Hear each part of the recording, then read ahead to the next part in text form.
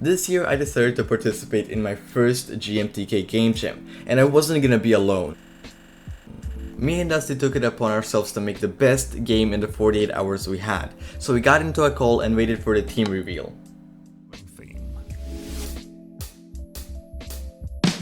So let us take on a role that we don't normally get to play.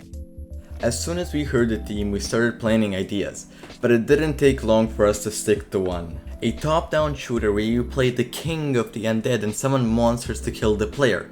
In between the ways, you get to buy more monsters with your gold, and both you and the player get to upgrade. After killing the player, the game would end.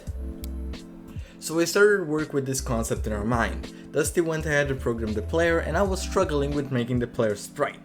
I really didn't know what style to use, would it be a he or a she, so I just started making regular characters and went from there. After some time of trying to get the player to actually look good, I ended up with this, which I feel as it's a pretty good character sprite. After that I went on to making weapons and I made them use the same color palette as I did for her. Okay, now let's get some monsters done.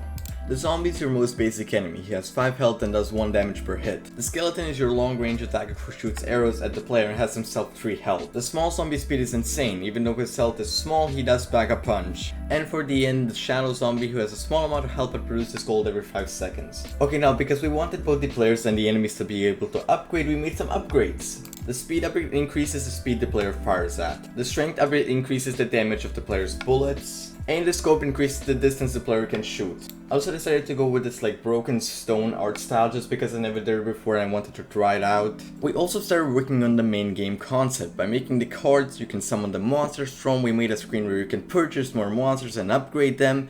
And then after playtesting for a bit, we realized a huge issue. This game is no fun. There wasn't any sense of progression, nothing to work towards, and even when you did reach the end, it was so anticlimactic. This was a huge shock for both of us. We realized we should have definitely thought more about the idea before just jumping right into it. This was the end of the first day for me, and I only stayed up so we could think of something or fix this or somehow just make something quickly.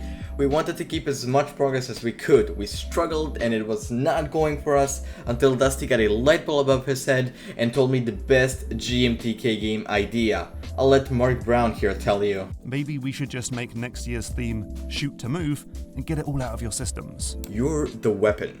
We had to make the meme. It was our only option.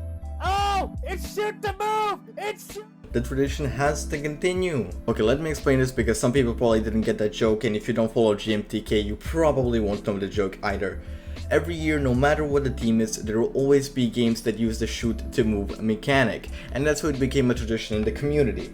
We also knew we would need to explain that you're the weapon and not the player concept to the user, but we didn't worry about that for now. Me and Dusty went straight to work making this idea into reality, and it was so much more fun than what we had before. But I was tired and I went to sleep as it was 4 in the morning for me.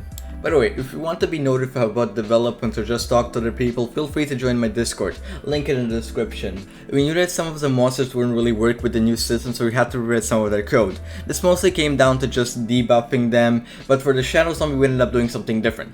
We ended up making that instead of him producing gold, he heals his allies every now and then. We also decided not to include the Shuriken due to the time period, and also it would be too OP. We didn't want there to be just one OP weapon, so what we did is we based their damage and movement so they're all pretty much balanced around the same point. Okay, now at about this point I was trying to make the title screen and I needed a name for the game. And I had this really cool idea. A twist on the genre run and gun. Gun and run. And that's how that became the name of this game. Now as we live in different time zones, Dusty had a lot of time to code and polish the game while I was asleep. So the first time I launched the demo Dusty sent me, I saw a lot of changes. Dusty has really polished out this game and added particle effects and gold going to the player.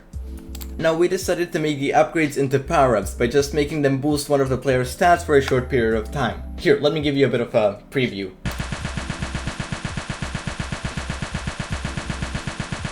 After that, I tried to introduce the concept of you being the weapon to the player. We tried making the gun randomly switch so the player switches the gun instead of the weapon switching itself, or something like that the player moves randomly, but it ended up just feeling unfair due to the player consistently running into enemies. So we decided to make a little story / cutscene for this game, and I was working on it and I was so hyped about how it was turning out because it was turning out so good. Here's a little part of it. There were two twin sisters exploring a dungeon, and one of them saw a gun and picked it up. Idiotic move. After which the gun took her soul and trapped it. Her sister wasn't really happy about the situation, so she started crying. Now, as you could have probably guessed, this did bring a problem. I needed to design another character for the actual player because it wouldn't make sense for somebody to be using themselves as a weapon. So I made her twin sister. Yeah, I know it was a lazy move, but it's fine, we didn't have that much time left. After that, I went on to making the UI. Okay, that's done. Last thing we had to do is make the title screen, which was pretty fun, and I also got to see how much my pixel art skills have improved since last time. Last time, of course, referring to Hellaway, our game for the Brackets Jam. Especially on our icons, after setting up the itch.io page, I submitted the game and we ended up just playtesting the game for a while, and we'll figure out how addicting it is. I ended up playing it for an hour after the game jam. I do definitely agree with the people that the game is too easy, but I always feel as making an easier game is better than making a hard game, especially for game jams where people just want to go from one game to the other. And people gave us some really good feedback, which was awesome.